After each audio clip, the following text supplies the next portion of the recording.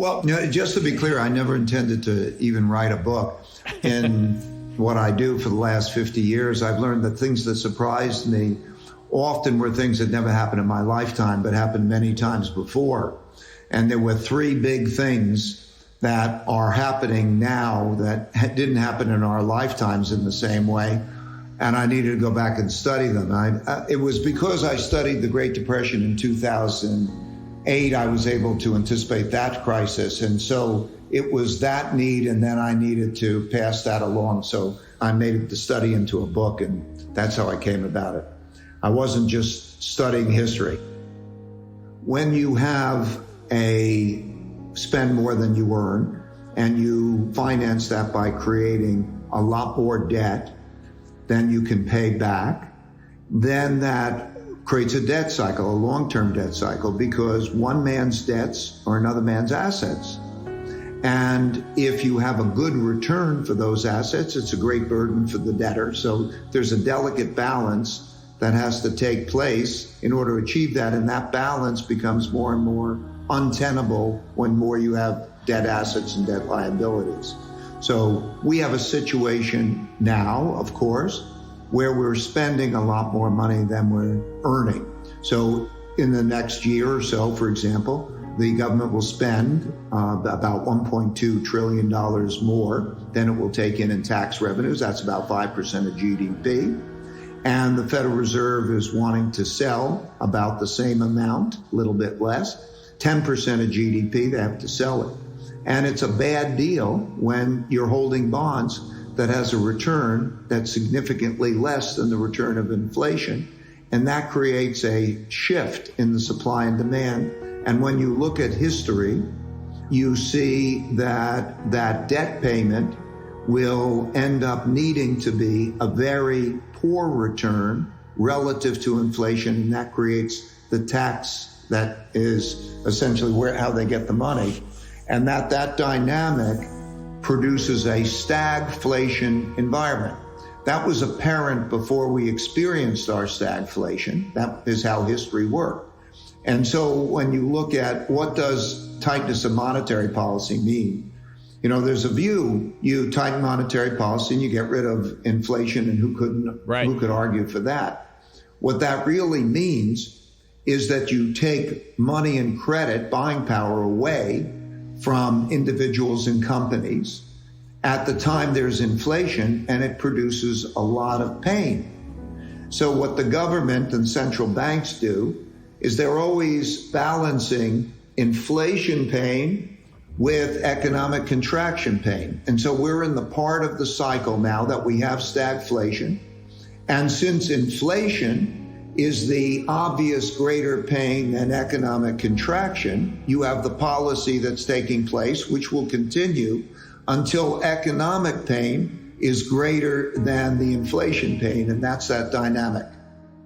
If there are no shocks, no future shocks, such as geopolitical or whatever, that it looks to me like you have a hump in inflation that'll bring it down toward a little bit less than the 4% area, and then it'll rise again to somewhere in the vicinity of 4 or 5%. Then when I do the calculations, I say, how bad is it going to get for a holder of bonds or cash?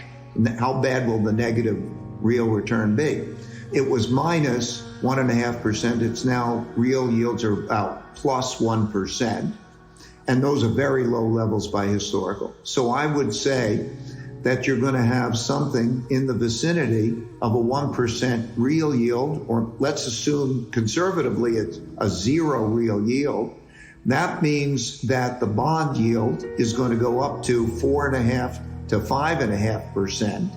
As you start to do the calculations of what above 4.5% bond yield interest rate would do to the economy, it's very damaging. It first has its effects on asset prices.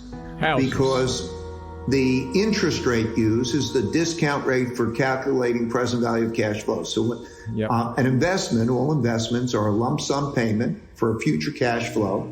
And you look at the discount rate, or another way of looking at it is competitive interest rates.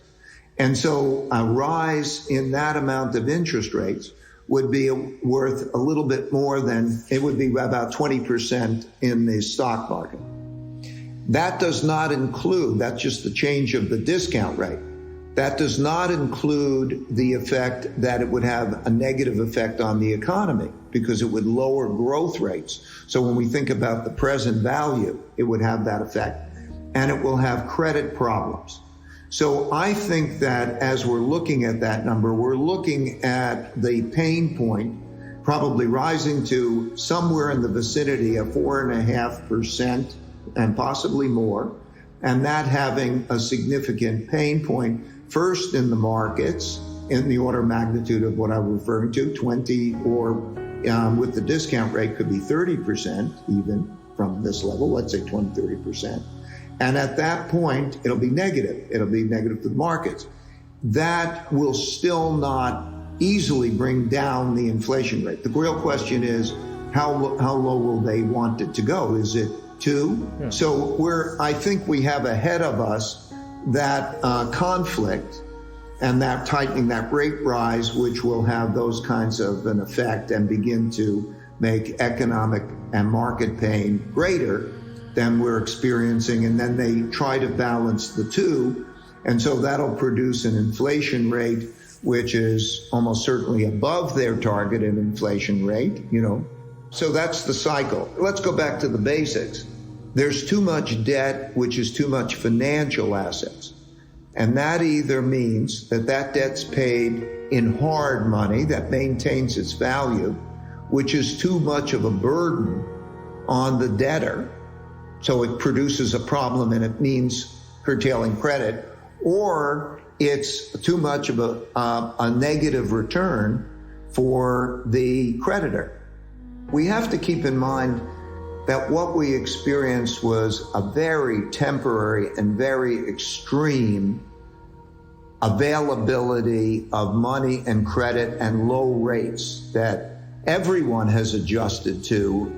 So corporations have used that for funding and so many adjustments. Homeowners and people have used that. And so it recalibrated at those negligible nominal rates and significantly negative real rates.